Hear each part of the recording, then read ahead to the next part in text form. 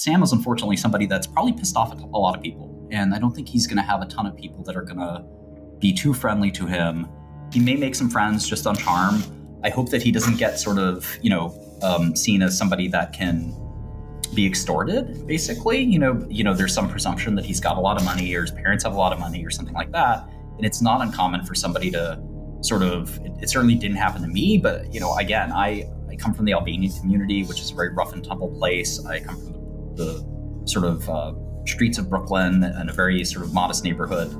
I have some credibility. Sam's gonna probably be accosted by people who want money from him. Welcome back to Market Empire.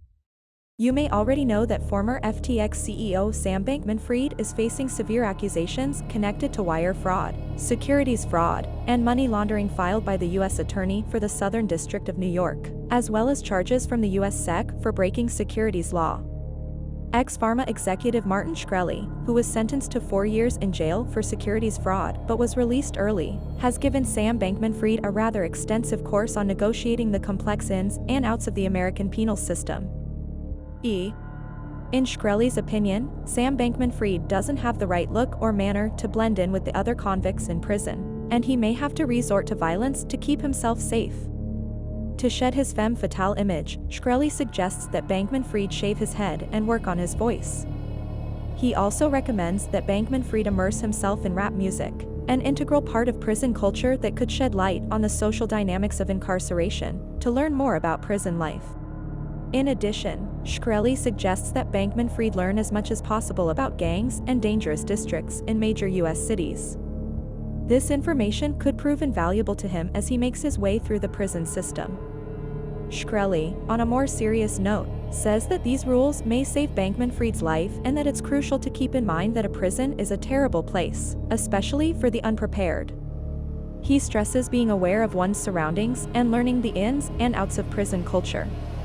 Shkreli apologizes if he comes across as sexist or stereotypical for saying this, but Sam isn't the type to do well in jail. Again, Sam's also I have a lot of problems sort of with, again, in my advice list, Sam's general, and I hope this doesn't sound like sexist or like not very normative or PC, but Sam isn't exactly going to be somebody that fits into prison. My advice for him includes shaving his head. My advice for him includes deepening his voice. He speaks in a sort of, and again, I would normally not judge somebody this way unless the context of prison, which is a very testosterone-filled, masculine place, it's very difficult.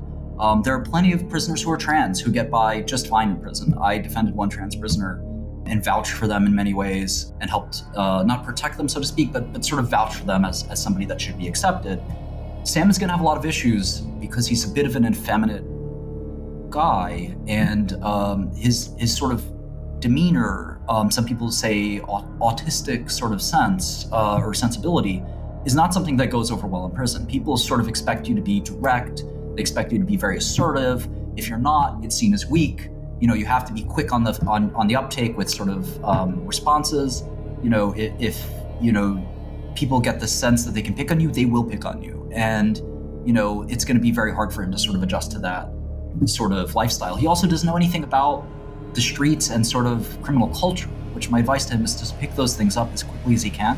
He should be listening to as much rap music as possible. He should be trying to learn everything there is to know about gangs, about the tough neighborhoods in every major city. This sounds funny, but this could save your life. My suggestion to him is that he rebrands himself quite a bit. In fact, he probably should no longer say that he's from Stanford or something like that. He can say that he's from Oakland. And I think people would rather hear him lie than hear the truth. Even if they know it's a bit of a lie, he should probably start to reinvent his background and history, because the rich white kid from a good neighborhood, that story doesn't sound great. Even if it's a little less believable, people will kind of believe this. Okay, well, I came from Oakland, then I went to MIT and I made it out of the hood. And that sounds a little fishy, but it's a decent story. And I think it'll work a lot better for him. And he can meet other prisoners who are from where he's from, and they can kind of affiliate over that.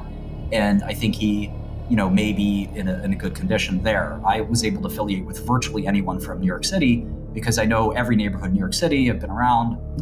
And when you can mention specific streets, that's the like credibility, little things like that, where you say, oh yes, I've been to Nostrand Avenue. I know this chicken spot there. Everyone sort of says, oh, he's one of us, okay.